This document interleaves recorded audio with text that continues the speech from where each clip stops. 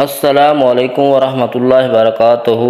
صبح فجر کی نماز کے بعد صرف 33 بار اللہ پاک کا یہ نام پڑھ لیں، پھر دولت کا ایسا زبردست طوفان آئے گا کہ آپ کے آگے پیچھے دولت ہی دولت ہوگی۔ جن دوستوں نے میرے چینل کو سبسکرائب نہیں کیا وہ چینل کو سبسکرائب کر دیں تاکہ ہر نئی آنے والی ویڈیو آپ تک پہنچ سکے۔ بسم اللہ الرحمن الرحیم۔ محترم ناظرین، آج کا وظیفہ لاکھوں کروڑوں کا مالک بنا دینے والا ہے۔ یہ وظیفہ کرنے سے آپ کے گھر میں دولت کا طوفان آ جائے گا۔ اللہ پاک کے بہت سے پیارے نام کا ذکر ہے، آپ لوگوں نے پڑھ کر اپنے کسی بھی مشکل کے لیے، کسی بھی حاجت کے لیے، کسی بھی پریشانی کے لیے اس نام کو پڑھ لینا ہے۔ اس نام کو پڑھنے سے انشاءاللہ اللہ پاک آپ کی ہر پریشانی کو دور فرما دے گا۔ اگر آپ نے بہت بڑا پہاڑ ہمارے سامنے کھڑا کر دیا جائے تو ہم اس پہاڑ کے آگے ایک معمولی سے انسان لگتے ہیں، ایک معمولی سی مخلوق لگتے ہیں، لیکن ان اسم مبارک میں اتنی طاقت ہے جن کو پڑھ لینے سے، جن کا ذکر کر لینے سے یہ پہاڑ کو اپنی جگہ سے ہٹا دیتی ہے۔ تو پھر آپ کی پریشانی، آپ کی کوئی مصیبت، آپ کی کوئی بیماری، مصیبت، دکھ، تکلیف، غرض کچھ بھی نہیں بچے گی۔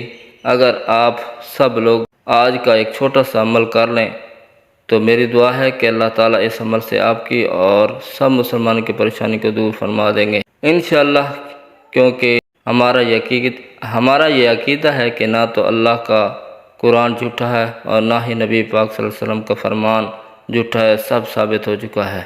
کسی ناگہانی مصیبت کے وقت فرض نمازوں کے بعد مانگی گئی خلوص کے ساتھ دعا نبی کریم صلی اللہ علیہ وسلم کے پاک ارشاد کا مفہوم ہے کہ تم اللہ تعالیٰ سے ایسی حالت میں دعا کیا کرو گویا کہ تمہیں قبولیت کا یقین ہو، اور یہ بات بھی جان رکھو کہ اللہ تعالیٰ غفرت سے بھرے ہوئے دلوں سے مانگی گئی کوئی بھی دعا قبول نہیں کرتا۔ اکثر لوگ کرتے ہیں اور اس کے قبول نہ ہونے پر پریشان بھی ہوتے ہیں، کیونکہ کسی کی دعا رد نہیں ہوتی۔ حضرت ابو ہریرہ سے مروی ہے کہ نبی کریم صلی اللہ علیہ وسلم نے فرمایا کہ انسان اپنے رب کے سب سے زیادہ قریب سجدے کی حالت میں ہوتا ہے، اس لیے سجدہ دعائے کثرت سے کیا کرو۔ اسلام کے 5 ارکان میں سے کلمہ طیبہ کے بعد دوسرا رکن نماز ہے۔ نماز کی اہمیت کا اندازہ اس بات سے لگایا جا سکتا ہے کہ رب تعالیٰ نے اپنے کلام قرآن پاک مجید میں 700 سے زائد مرتبہ نماز کا ذکر فرمایا ہے۔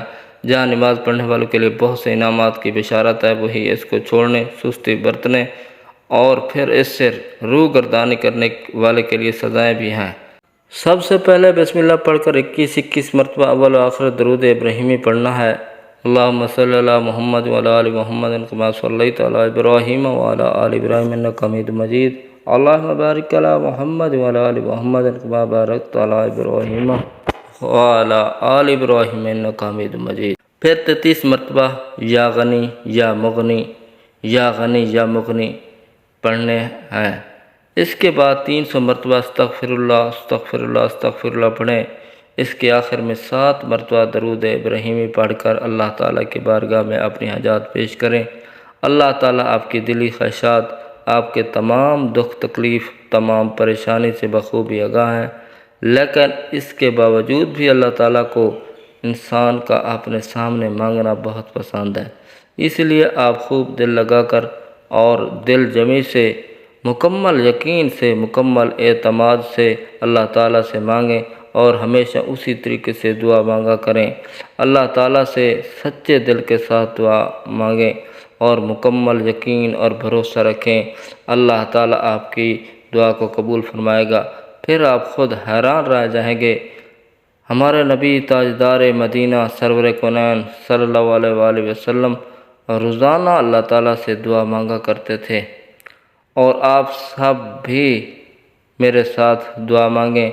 اے اللہ، اے میرے پروردگار، تیرے سوا اس قابل کوئی بھی نہیں، ہر وقت ہر جگہ حاضر و ناظر ہو، تو ہی حقیقی بادشاہ ہے اور تیرے سوا کوئی ایسا نہیں جو کہ موت سے پاک ہو، تیرے سوا کوئی بھی ایسا نہیں جو کہ زوال سے پاک ہو، تجھے نہ نیند آتی ہے نہ اونگ آتی ہے، تیرے سوا کوئی نہیں جو کہ عیب سے پاک ہو، اپنے پیارے حبیب حضرت محمد صلی اللہ علیہ وآلہ وسلم کے صدقے ہماری تمام پریشانیوں کو دور فرما، تمام دکھ تکالیف ہم سے دور فرما اور ہماری تمام دلی حاجات کو قبول منظور فرما۔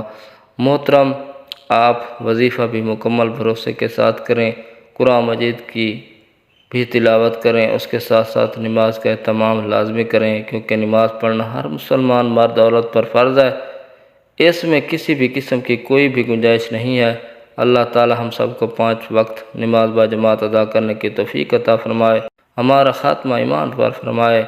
آخر میں دعا ہے کہ اللہ تعالی ہمارے وظائف میں کی گئی کسی بھی قسم کی کوئی بھی کوتاہی کو اپنے پیارے حبیب حضرت محمد مصطفیٰ صلی اللہ علیہ وسلم تاجدار نبوت صلی اللہ علیہ وسلم کے صدقے معاف فرمائیں اور ہم سب کو پکا سچا مسلمان بنائے اور ہم سب کو عذاب قبر اور عذاب حشر کی سختیوں سے محفوظ فرمائے۔ آمین ثم آمین۔ السلام علیکم ورحمۃ اللہ وبرکاتہ۔